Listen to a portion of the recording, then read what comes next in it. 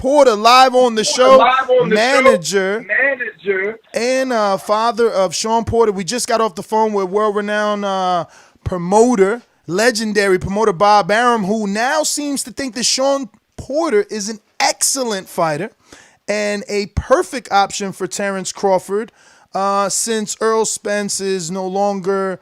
Well, I'm not going to say no longer, but he phrased it. Earl was in an accident, and Danny is not a top welterweight in his eyes. But Sean, who he likes to call Shane Porter, is definitely an excellent option and an excellent fighter. Now, I know we just had you on, and you said it was a thing of friendship between Terence and Sean, but I don't know where there's smoke, there's fire, Ken.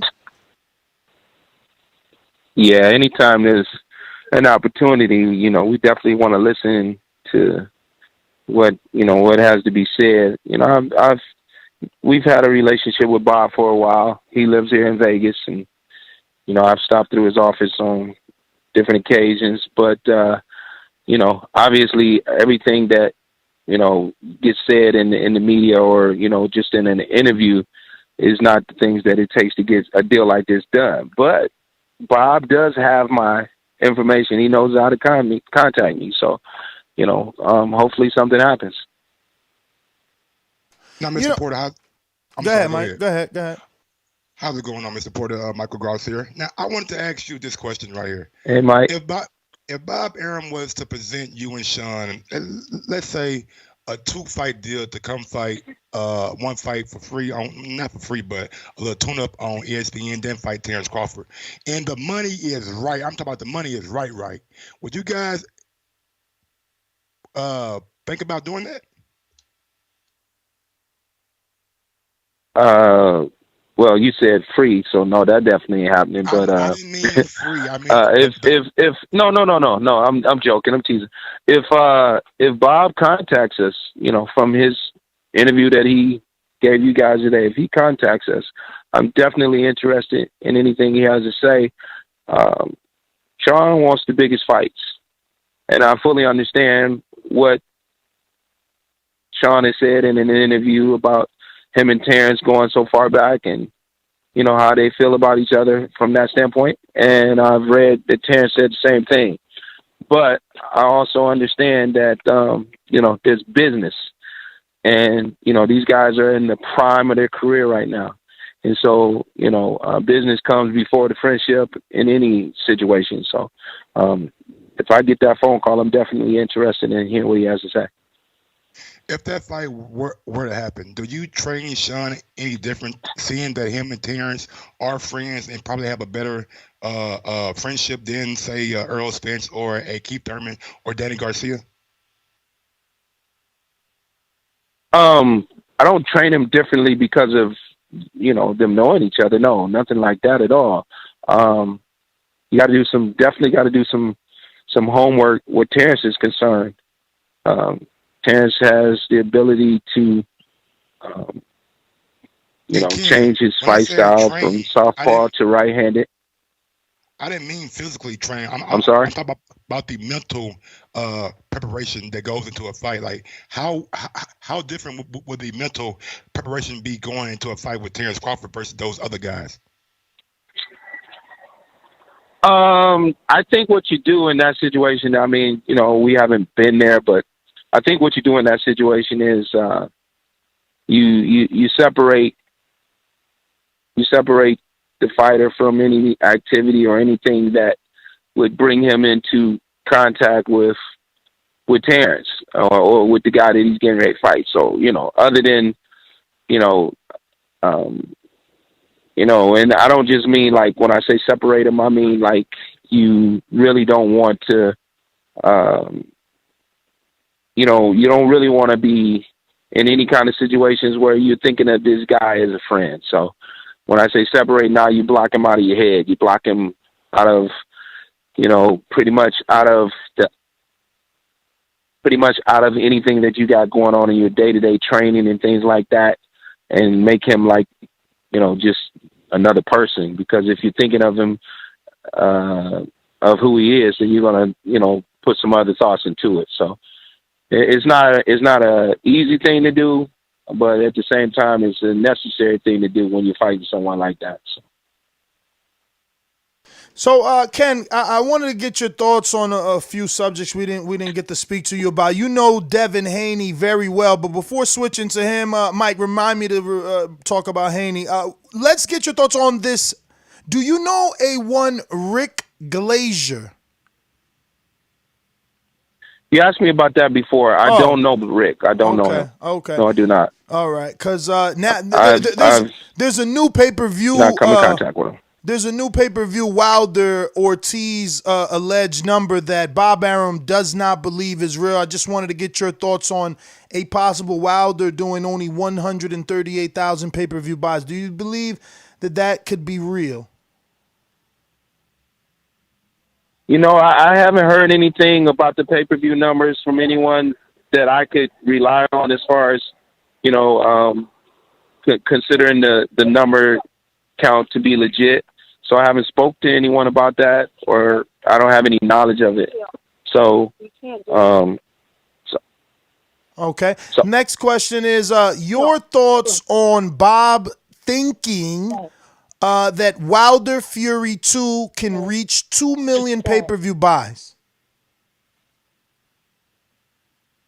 I don't know what the numbers were on the first one, and I don't know. Do you know what the numbers were on the first one? 325.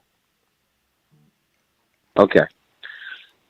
You know, you want to be optimistic and you want to think in a positive, you know, world, a positive situation that they could max out at something crazy like that. I don't know that's going to happen for so many other reasons. You got the NBA, you got the NFL, you've got Major League Baseball, you got all these other sports that people can choose from.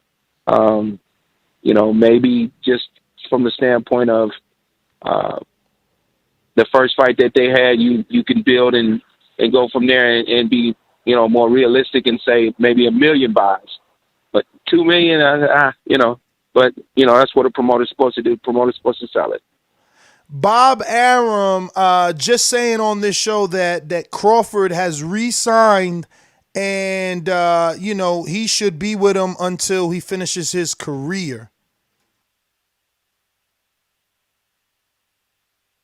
I didn't know anything about that either. That's the first I heard of that. I mean, yeah, you know, me everyone neither. makes a decision based on what they think is best for what's best for their business. So, I'm quite sure that Terrence did what he thought was best for what he had going on, and we don't know the ins and outs of a deal like that.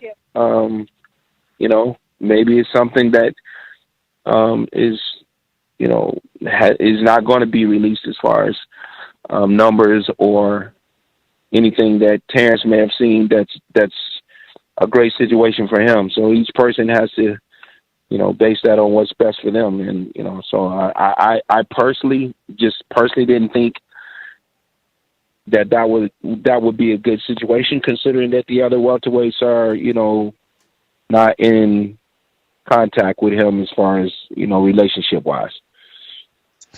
With all the hoopla that's going on with Saudi Arabia, and we had our old classes back in the day, like Thriller and Manila and Rubber and the Jungle, would you guys ever consider fighting in Africa? And the reason why I asked that, we have Bob Arum on said that he has good ties with Africa, and he's considering putting Terrence Crawford over there to fight in South Africa. Nah, that's not something that's open for consideration for me. No. Again, that goes back to the same thing I just said. Everybody does what's best for them in terms of business. I mean, is there any particular reason why, off the top of your head, I would want to go to Africa? No, there's not. I've been there before. There's no reason for me to go back. You know, as far as who we fight next and where that fight would be, you know, I would say it would more likely be, you know, in the United States in some, you know, venue that we can, you know, be sure of instead of a far off away place that we've never visited. Ken, man, my last one is, can we expect you to maybe, I don't know, put in a text to Bob, or will you wait for him to contact you for something like this, being as though you said, you know, normally things don't really happen from interviews and stuff like that? Well, if it's legit, it's legit and he was just on your show and it's legit, then I guess he will be calling me, won't he? I mean, but he's still 84, got a lot to do. He's going to a fight Friday. Then he said he wants to watch the Saturday fight. Then he's got Crawford on December 14th, so he's got fight week on that Tuesday. You know, he'll be pretty busy. He's also got the Jesse Hart down there in Atlantic City. You know, he's got Clarissa Shields, I think, is on that undercard. I'm not sure, but yeah, I mean, hey, shoot him a text, man. He's good with the text, I'll tell you that. Wait a minute. Terrence Crawford is his number one fighter, and he's too busy to make a phone call for Terrence Crawford. You know, and I understand he's got a lot of stuff going on. And I feel the same way about it. I know when the weekends come, you know, my life is all about boxing and everything that's going on with it, so I get locked into that as well. So I just want you to remember. I just want you to remember that I think that you can capitalize on a situation where they don't have inventory. This is my second interview in 14 days with Bob, and he's telling me Josh Taylor, Regis Prograis, and Jose Ramirez. There's no inventory, so because of the shortage, I think that you can probably, get a significant purse due to the desperation of the necessity of a real welterweight on his resume. Definitely. Well, like I said, he's got my number. His assistant has my number. The person that takes care of all the business for him has my number. They know how to contact me. You know, maybe they were just doing an interview and saying some nice things about Shane Porter. So I don't know. We'll see what happens. Everyone knows that, you know, we're interested in taking a big fight with whoever's out there. So it doesn't matter who. We're definitely interested. So, and it's a good situation to be in when, you know, someone like Bob says your name in an interview. Maybe he'll call us. So we'll see what happens. My last question is this: we got a fight coming up on December 14th, Teofimo Lopez and Richard Comey. Now, my heart is telling me Teofimo, but my head is telling me Richard Comey is not somebody to be overlooked. What are your thoughts on that upcoming fight? I would go with T.O. We've actually been in the gym with T.O. I know his dad. I know him.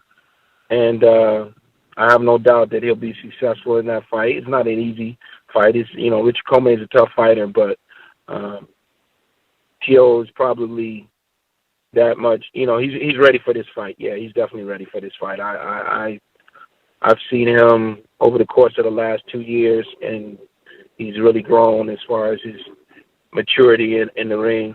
So yeah, I think he'll definitely come out on top. What was your thoughts on Devin Haney, Bill Haney, and the fact that they feel Vasyl Lomachenko ducked them, accepted franchise champion, something that Deontay Wilder said he wouldn't accept, didn't face their mandatory, and Haney was elevated to full WBC champion, similar to Jamar Charlo in the Canelo Alvarez situation? I don't know anything about that. As I said to you last time we did an interview, the franchise thing has me questioning what's going on with boxing. I need someone to give me a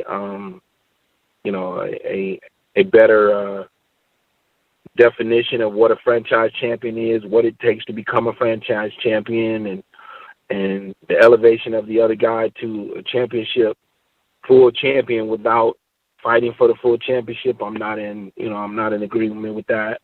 Love Devin, love his dad, and happy for them from that standpoint. But, you know, what happens with the next person that gets elevated like that, or if someone else gets elevated like that, and there's really no answers to why they're getting elevated. You know, it appears to me that someone did something that was best, you know, for business and not necessarily what was best for the boxers that were involved in it. I mean, at the least, couldn't we have just said, Devin's got to fight such and such for the championship? I don't know, but I mean, that would have made more sense to me than just one guy moves to another higher level and another guy moves to a level and nobody fights. So I can see where Bill and Devin would feel that Lomachenko if he asked for this position where they would feel that he was ducking them because they were the next in line. So I definitely understand that part of it, but I'm not in agreement with the franchise champion situations. But you do know Devin on a personal level. He has shared the ring with your son, at least in sparring. How do you see that fight with Vasil? Because I think Devin, a natural 135-pounder that is getting down to 135, where Vasil is a dude that started his career at 126. Devin is the bigger man. On a side-by-side picture that I have seen, I've seen Devin personally. I just think he's a bigger, stronger guy. Watching Pedraza do what he did to Vasil, watching Jorge Linares drop Vasil, I'm looking at Devin with that youth, 20 years old, his accuracy. But again, you've been in the gym with him. You know how good he is and where the potential is at. What did you think, or do you think, of that possible matchup if it's ever to happen with Vasil and Devin? I'm rooting for Devin. Listen, I'm supposed to be in the gym sparring in about 3 minutes, guys, so I got to run, but I appreciate the phone call. No problem. Thank you, Ken, as always, man. We appreciate the spontaneity. Thank you so much for jumping on the show. We're going from